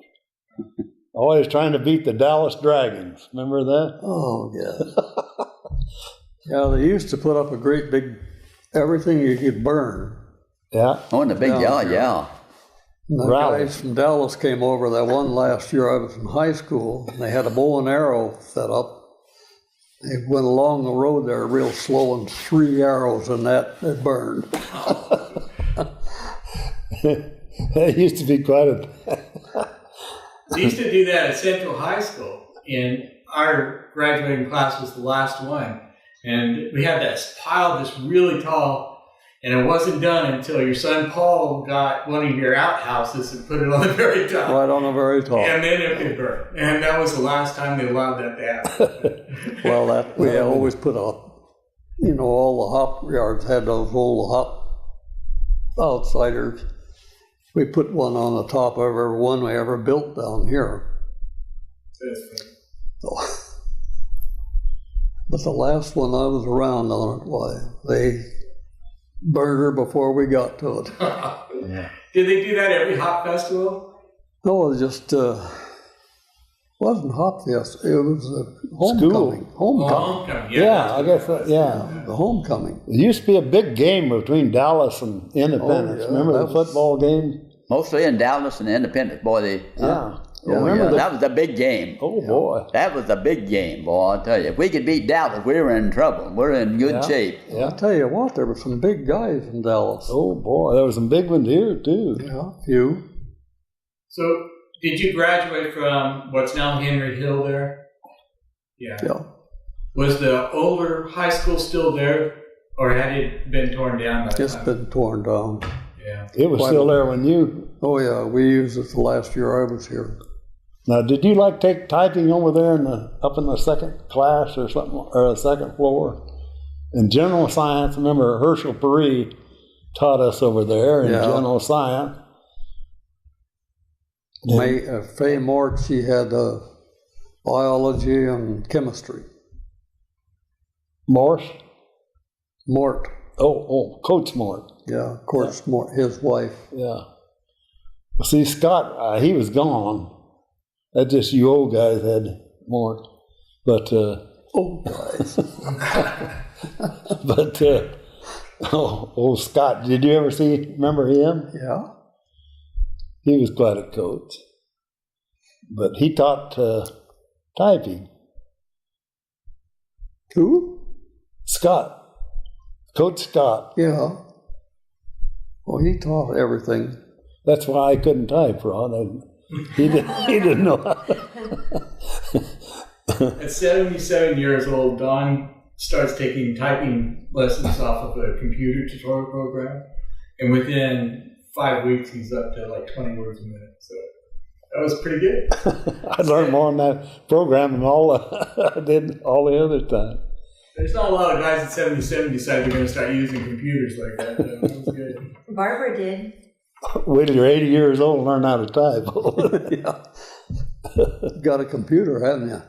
Yeah. Yeah. I wish I knew how to use it. You do most of the time, anyway.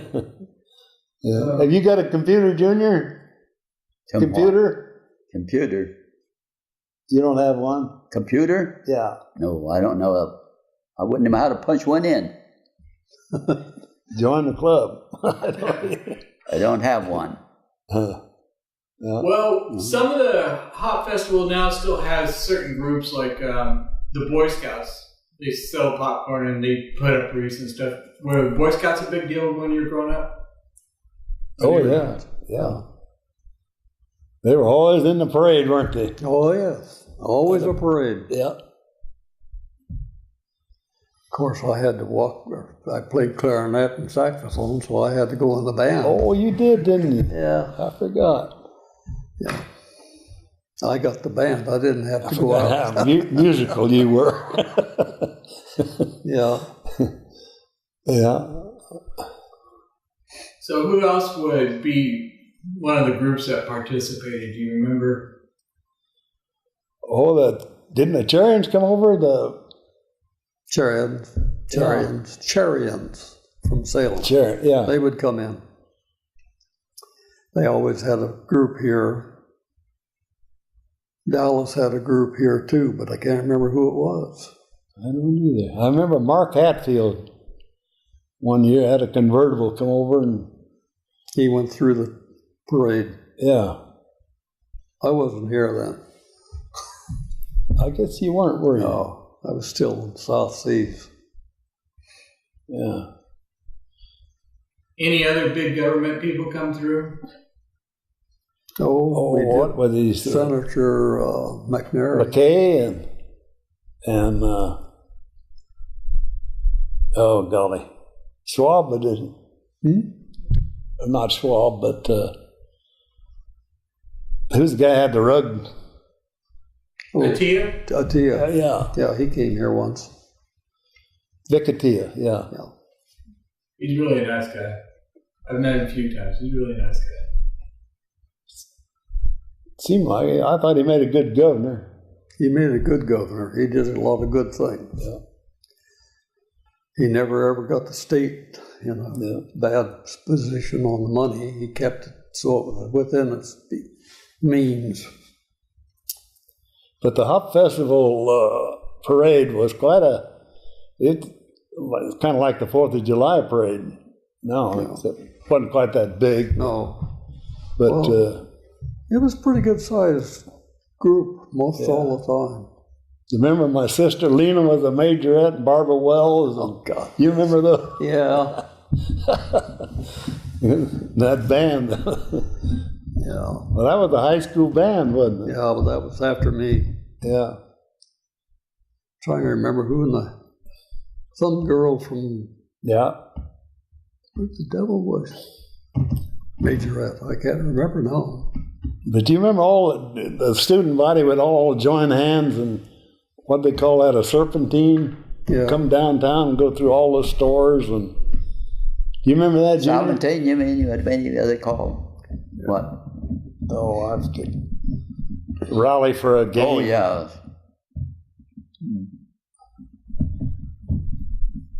But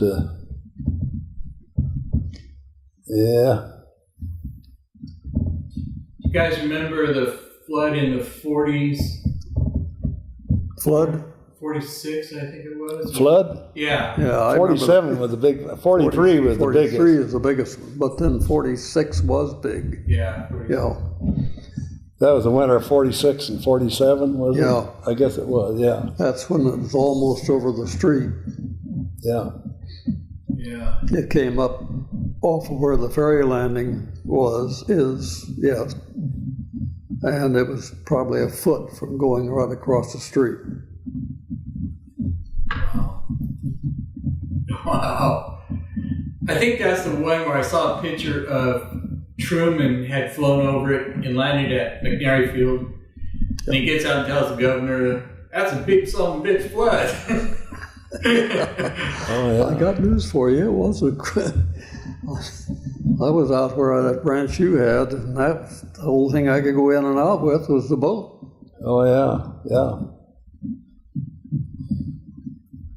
And then the other big one, I guess, would be the Columbus Day storm. Huh? When? Columbus Day? Well, yeah, that was a good one too. That was a hell of a wind. Yeah. That blew buildings down, trees down, it did everything. Yeah, it was right after I bought your place there, wasn't it? Yep. Had a rooster come through between the house and the barn. Man, that sucker was going 100 miles an hour. That's the last we ever saw. He's about 20 foot off the ground. That was a flood. When I lived across the river here on the Hop Ranch, I was just not too far from the main channel of the river, and the water was coming up. It wasn't quite the height yet. But anyway, here comes this chicken. The whole building coming down the river. On this end was a skunk, and on this end was a rooster. I'll be darned. I often wondered if they ever made it, but I don't know.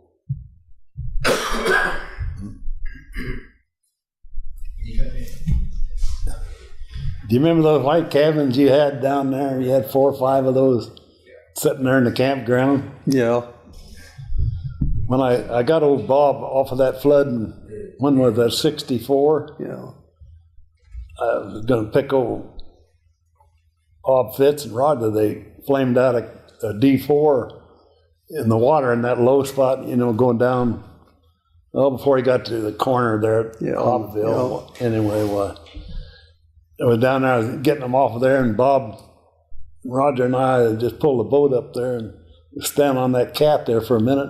And we saw something white coming by. Bob said, "What in the world is that?" And it was one of those houses, a little cabin. oh, yeah, And it was real white. And then went on by and went out in the middle of Bob's field there and anchored out there, and we went out and burned it up. well, floods were pretty early back in the 30s, before they had the dams put in. There were lots of heavy floods here. Yeah. And some of them would take out the hop ranches, just totally wipe out the whole trellis lines, everything. And he'd go out there and pull up the wires, roll up, put them back in. The hops would grow, it didn't hurt them. They kind of liked those floods, didn't they? Some of they get that silt every year. They got silt, Yeah. which was a basic fertilizer. Yeah. They did pretty well on that year. You didn't have much commercial fertilizer then. A lot of barnyard. I sure spread a lot of, I still do, but Yeah, that was commercial, or barnyard. yeah, they used to haul that in, truckloads of it. You didn't get that, did you, Eli? I said I spread a lot. Yeah, I did. No, he knows you. Picked right up on that. Yeah. Well, thank you very much. Is Yeah. there anything I should have asked you? Well, we didn't give you a whole lot for what there was with the Spanish and so forth and the hops because they just weren't here. Not on the hops, but you gave us a lot of information on the other crops Yeah. when they came in, and that's going to be helpful. That's really helpful for Peggy, so thank you very much for that. Well, most of the Spanish families that are here, that have been for a while, I know them because they all have worked for us. Yeah. And the ones that are here are really pretty good families. I know, it's a better community. Yeah. But now, I've hit something that's kind of strange. The immigrants, as they call them, they just don't get along together. The Yeah. Tejanos versus the real Mexicans, yes, I bet. know. A couple, People three, don't like to talk about that, but that's No. a big rift in the Latino community. yeah, they just don't get along. Who's that over? I didn't get, don't get along with The the Mexicans. Mexbacks that came in and like this deal out here where they've got this government housing for them, Yeah. that stuff. Well, Oliveros and a lot of these other people that came in here and bought houses, Oh, and they just don't get along with them at all. yeah. I'll be darned. They're just those illegals. So, I never didn't know that. I didn't. well, they probably don't talk to you as much. I've got a lot of these kids around here all grew up out on the ranches. They'll tell me stuff off and on. Yeah. Yeah. Yeah, those young boys in that family I had out there all those years, they were little when they came there, and they bought them a nice house in Salem. And All right, well, thank you.